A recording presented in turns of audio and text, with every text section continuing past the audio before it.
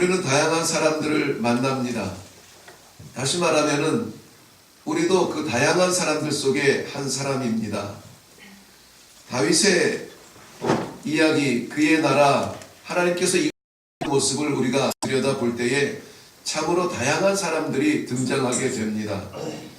오늘 이 다윗의 블레셋과의 전쟁사 가운데에서 다윗을 도왔던 장수 몇 사람의 이름이 등장하는데요. 그 사람들의 그 충성의 모습을 보면서 우리가 무엇을 위하여서 충성할 것인지, 우리는 과연 충성된 종인지 한번 생각하며 기도하는 아침이 되기를 바랍니다.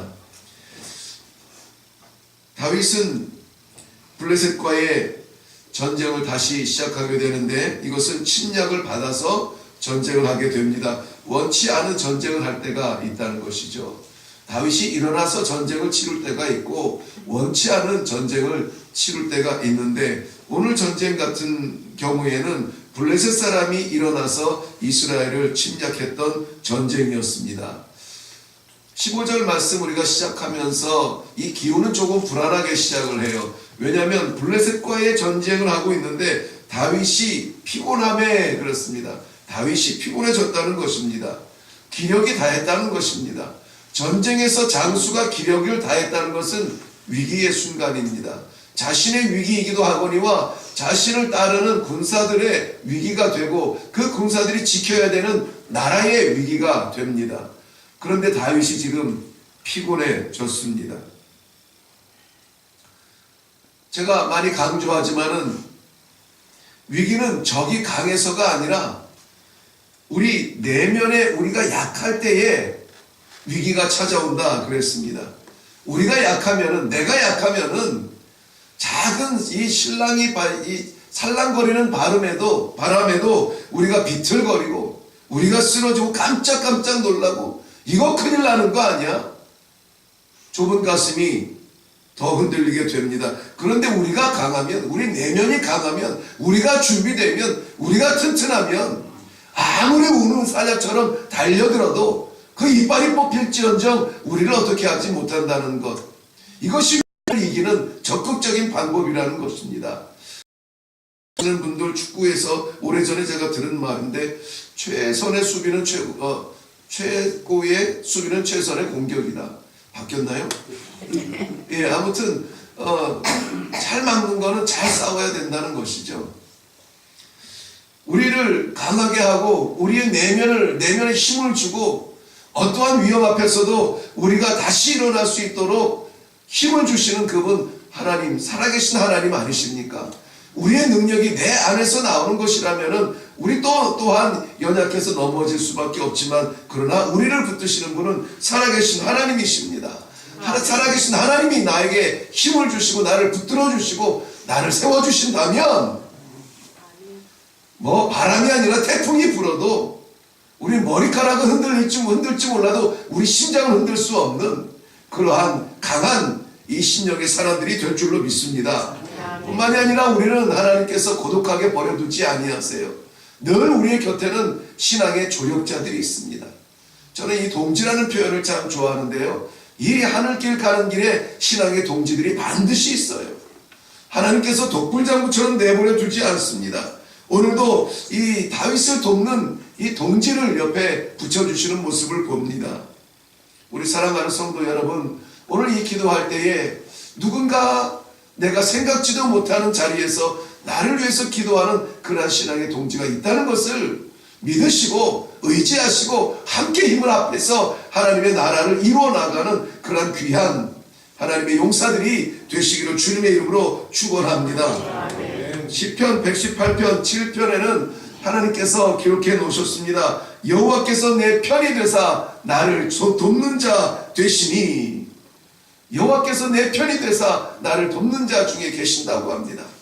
내 이웃에서 내 신앙의 동지가 있을 뿐만이 아니라 우리의 가장 강력한 돕는 자는 여호와 살아계신 하나님이십니다. 하나님께서 내가 피곤할 때에 동지들을 붙여주시고 내가 연약할 때에 함께 기도할 수 있도록 함께 기도할 수 있도록, 나와 같은 뜻이 있고 같은 꿈을 가지고 같은 길을 걷는, 그래서 외롭지 않냐는 신앙의 동지를 붙여주실 뿐만이 아니라 하나님이 친히 나의 조력자 되신다는 사실을 믿으시기 바랍니다.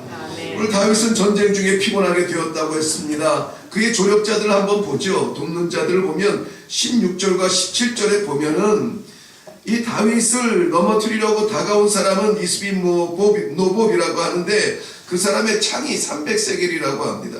약 3에서 4kg 정도 무게라고 하는데요. 창 끝이 그렇다는 겁니다. 창이 그렇다는 거예요. 게다가 그는 세 칼을 찼다고 했는데, 세 칼이라고 하는 것은 단지 검을 이야기하는 것이 아니라 이 전쟁에서 이스라엘 백성들이 이해할 수 없는 처음 보는 신무기로 무장한 그러한 장수라는 거예요. 그런데 이 이스비므몹이 등장할 때에 아비새가 다윗을 도와서 그를 죽였다. 18절 말씀에 가보면은 삽이라는 용사가 이 다윗을 대항하기 위해서 나오는데 그는 블레셋 거인족의 아들이라고 합니다. 그런데 후사 사람 십부게가 일어나서 그를 죽였습니다. 19절에 가보면은 라흠이라는 이름이 나오는데 그 사람은 가드 사람 골리앗의 아우라는 이러한 별칭을 가지고 있어요. 그 골리앗의 아우인 만큼 그도 가드 사람들이 가지고 있는 특징, 거인의 후손으로 많은 것을 준비했을 줄로 압니다. 그런데 베들레헴 사람 엘하난이 일어나서 그를 죽입니다. 20절, 21절 보면은 거인족의 소생이라고 나오는 사람은 손가락, 발가락이 각각 6개씩 있어서 24개를 가졌을 뿐만이 아니라 그는 거인이라고 말했습니다. 그런데 다윗의 조카 요나단이 일어나서 그를 죽입니다. 그런데 오늘 마지막 끝절에 보면 22절 마지막에 보면은 이 네 사람 가드의 거인족의 소생이 다윗의 손과 그의 부하들의 손에 다 넘어졌더라. 다윗의 손뿐만이 아니라 그의 부하들의 손에 넘어졌다는 것입니다. 다윗은 전쟁을 홀로 치르지 않아요. 우리는 다윗을 기억하지만 기억할 수 없는 수많은 사람들이 그의 곁에서 그를 돕고 있는 것을 볼 수가 있습니다. 모세에게는 아론을 하나님께서 붙여주셨어요.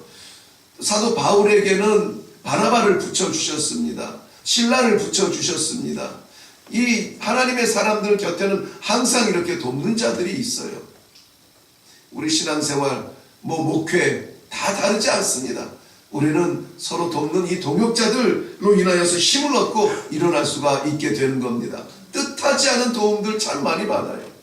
엘리야에게는 심지어는 까마귀가 돕는 자였습니다. 까마귀가 돕는 자였어요. 세상엔 돕는 사람을 찾을 때에 높이 있는 사람, 강한 사람, 많은 사람을 찾으면서 도움의 손길을 뻗치게 되잖아요. 혹시 도움을 좀 받을 수 있을까? 그런데 하나님께서 이 엘리사를 보낼 때에는 이 과부의 땅으로 보내어서 그 과부의 도움을 받게 해요. 하나님의 질서는 우리가 생각하는 질서와 달라요. 왜냐하면 하나님께서 도우시기 때문에 그래요. 눈에 보이는 그 사람이 아니라 그 사람을 사용하여서 통하여서 도우시는 하나님이 친히 도우시기 때문입니다. 나에게는, 우리에게는 어떤 돕는 자가 있습니까? 우리가 이 막연한, 이 막막한, 이 어려운 전쟁에 이 거인 같은 넘을 수 없는 이 태산을 마주했을 때 우리의 신앙의 동지가 있습니까? 기억하시고 그 동지를 인하여서 감사하시고 그 동지를 붙여주신 하나님께 영광을 돌리시고 내가 누구에겐가 또한 그러한 동지가 되기 위하여서 오늘 뜨겁게 기도하여 힘을 얻고 내려갈 수 있기를 바랍니다. 이 동지들의 신앙의 조력자들의 공통점을 보면은 오늘 공통점이 뭐냐면 상대적으로 강한 적들 앞에 나가는 거예요. 오늘 보면 다 거인의 자손들이고 많은 무기로 무장을 했고 강력하게 저들 앞에 오히려 침략해온 그 블레셋 사람들입니다. 그런데 그 앞에 서면은 우리 연약함이 더 위축되고 더 약해질 것 같잖아요. 그런데 신앙의 세계는 달라요. 신앙의 무게는 다릅니다. 신앙에는 다른 생각을 해요.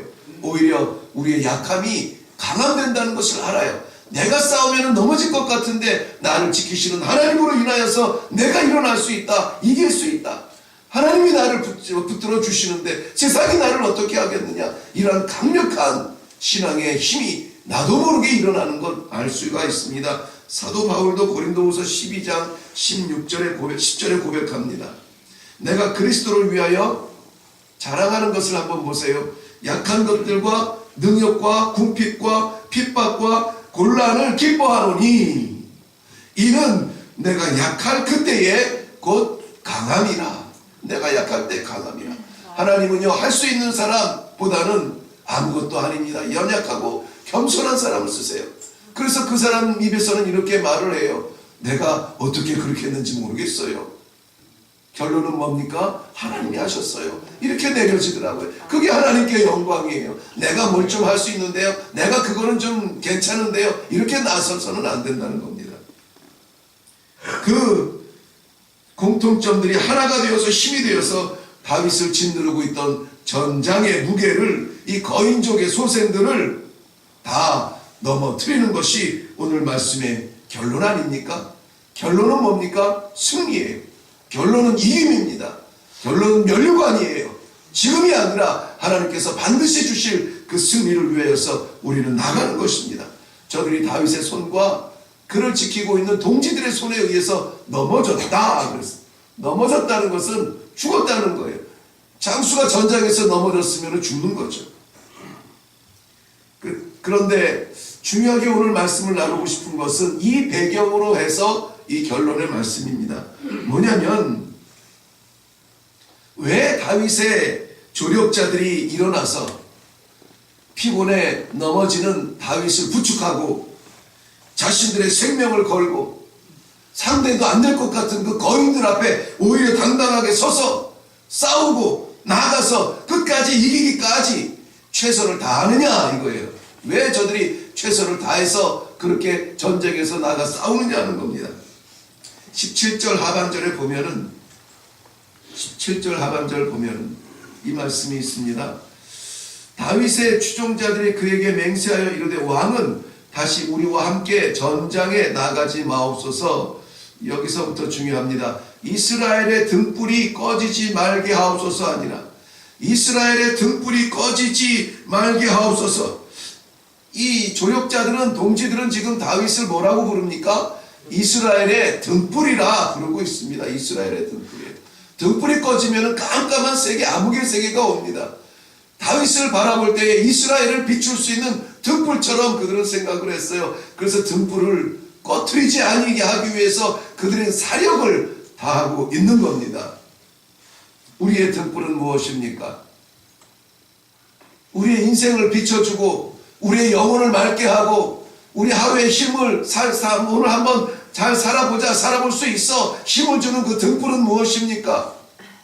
우리에게는 오직 예수 그리스도밖에 없습니다. 예수님께서 우리 삶의 인생의 영혼의 등불이심을 믿으시기 바랍니다. 예수님의 말씀이 우리에게 등불이요, 예수님의 말씀이 선포되어지는 이 교회가 등불이요, 이 등불을 지키기 위하여서 하나님께서 나는 오늘도 분명히 믿습니다. 우리 사랑하는 기도의 동지들을 보내주셨다는 것을.